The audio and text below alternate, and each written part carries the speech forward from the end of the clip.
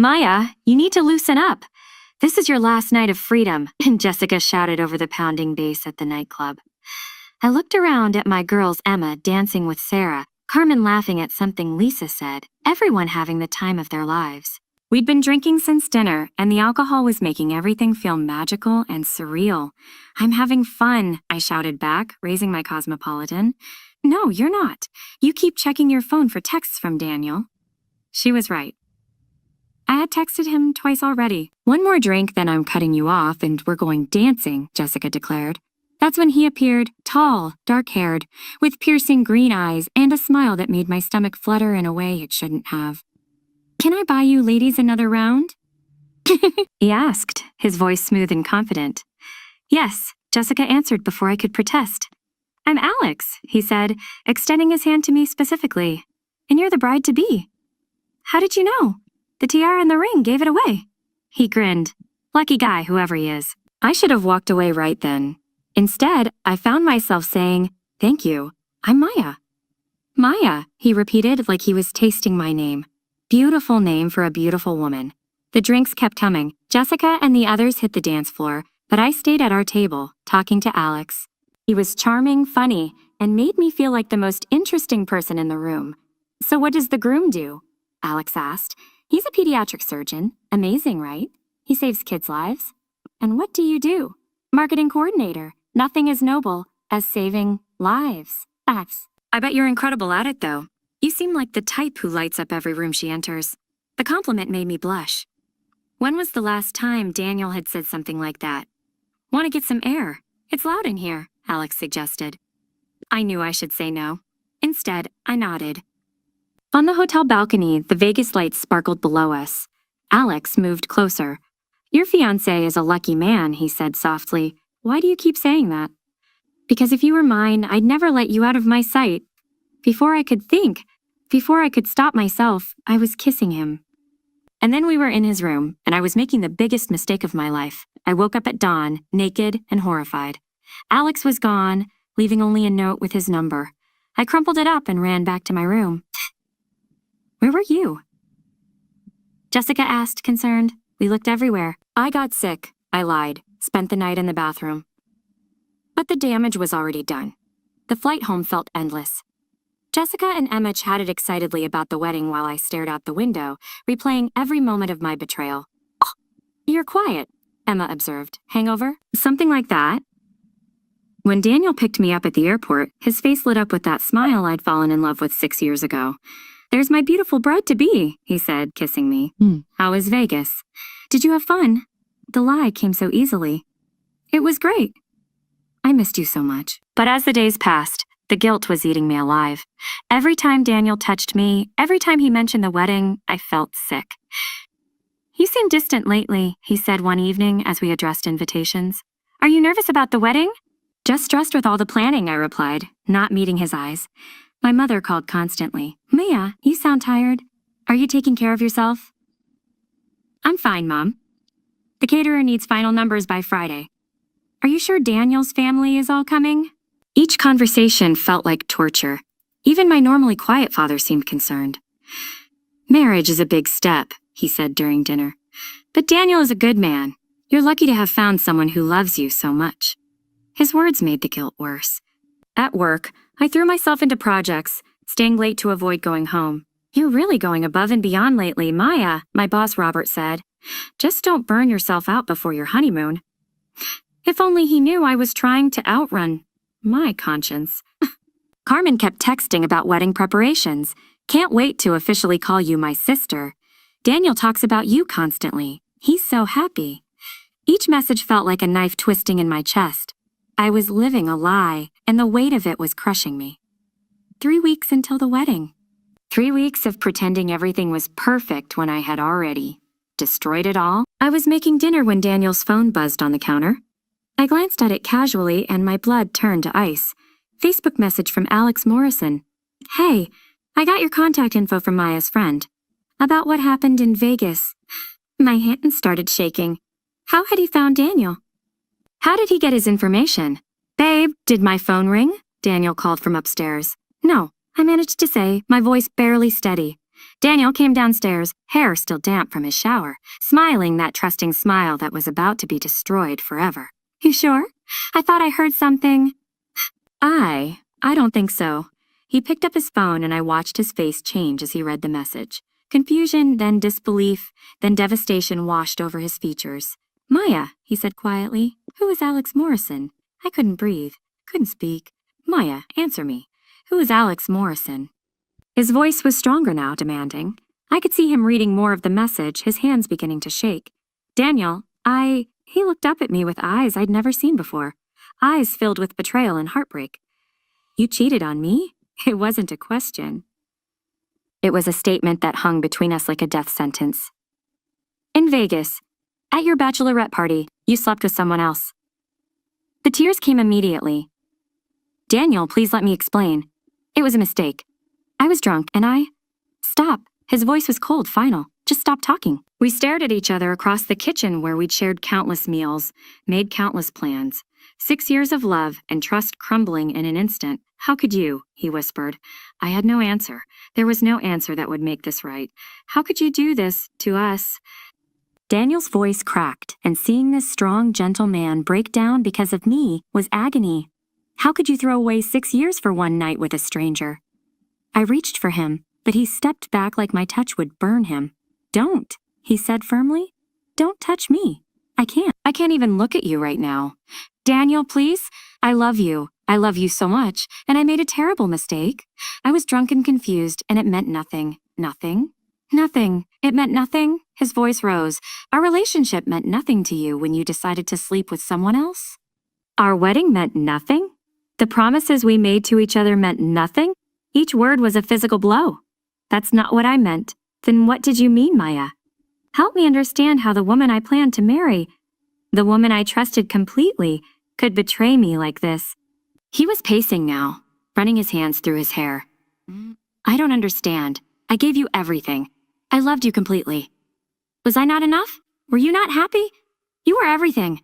I sobbed. You were everything. I was happy. I was so happy. I don't know why I did. I don't know what's wrong with me. What's wrong with you? He stopped and looked at me with disgust. What's wrong with you is that you're selfish. You're a liar, and you're not the woman I thought I was going to marry. Those words shattered what was left of my heart. Daniel, please don't say that. We can work through this. We can go to counseling. We can... No.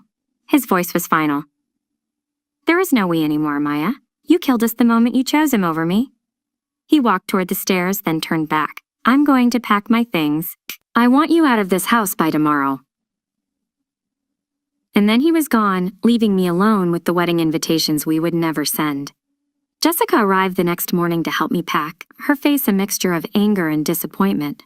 Maya, how could you be so stupid? She said, throwing my clothes into boxes. Daniel is the best thing that ever happened to you. And you threw it away for what? Some random guy in Vegas? I know, I whispered. I know I ruined everything. Emma came later, her eyes red from crying. Mom and Dad are devastated. They keep asking what happened, and I don't know what to tell them. The call to my parents was the hardest thing I'd ever done. The wedding is off, I said simply. My mother's sharp intake of breath cut through me. What? Maya, what happened? I made a mistake, Mom. A terrible mistake. What kind of mistake cancels a wedding? When I told her, she cried. My father was silent for a long time before saying, Maya, I'm very disappointed in you. Daniel was like a son to us. Carmen called that evening, her voice shaking with rage. Maya, I thought you were better than this. I thought you loved my brother. He's been crying for 2 days straight. Do you have any idea what you've done to him? She hung up before I could respond. My boss Robert was understanding when I called for time off. Take care of yourself, Maya. Whatever's going on, I hope you work it out. But there was no working this out. By Thursday, the entire wedding had to be canceled. Venue, flowers, catering, everything. Most deposits were non-refundable. The financial loss was nothing compared to the emotional devastation. Sarah texted, I heard about the wedding. Are you okay? How could I be okay? I had destroyed the best relationship of my life for one night of selfish stupidity. I deleted all our photos from social media, each deletion feeling like another small death. A week after Daniel left, I was staying at my parents' house when Alex called. Maya, I got your number from your friend Jessica. I wanted to apologize. Apologize? I could barely speak. You destroyed my life. You contacted my fiancé. I know, and I'm sorry. I was drunk when I sent that message. I saw your engagement photos on social media and felt guilty about what happened. I thought he should know, but I realize now how stupid that was. Why would you do that? Why would you reach out to him? I don't know. I've been feeling terrible about that night. I'm actually married, Maya. I have 2 kids. I was in Vegas for my buddy's bachelor party, and I did something I've never done before. I cheated on my wife, and I've been eaten alive by guilt. Learning he was married made everything worse. We had both betrayed people we claimed to love. My wife found out because I couldn't live with the guilt, he continued. She's filing for divorce. I've lost my family, my house, everything. I thought maybe if your fiancé knew, it would somehow make things right, but I just made everything worse for everyone. I hung up without saying goodbye. That afternoon, I drove by the house Daniel and I had bought together. There was a for sale sign on the front lawn. I sat in my car and cried, remembering how excited we'd been when we first got the keys. I called Daniel that evening, but he didn't answer. I left a voicemail. Daniel, I know you don't want to talk to me, but I need you to know that I'm sorry. I'm so sorry for destroying us. You deserved so much better than me. 3 weeks later, I was back at work, but everything felt different. My coworkers knew about the canceled wedding, and I could see the pity in their eyes. Lisa from accounting approached me carefully. Maya, I don't know what happened, but if you need to talk. Robert called me into his office on a Tuesday morning. Maya, I need to talk to you about something. Daniel Rodriguez called me yesterday. My blood went cold. He wanted to make sure that your work wouldn't be affected by your personal situation. He spoke very highly of your professionalism and asked me to be patient with you during this difficult time. Even after everything I'd done, Daniel was still protecting me. That kindness hurt more than anger could have. I started seeing a therapist, Dr. Patricia Williams, who helped me understand my self-destructive patterns. Many people sabotage their happiness when they feel they don't deserve it, she explained. The question is, why didn't you feel worthy of Daniel's love? The answer was complicated and painful to explore. Meanwhile, awkward encounters with mutual friends became routine. At the grocery store, I ran into Miguel, Daniel's brother. Maya, he said simply, then walked away. That small interaction felt like a knife to my chest. Through Jessica, I learned that Daniel had moved to Seattle to start his fellowship early, getting as far away from Chicago.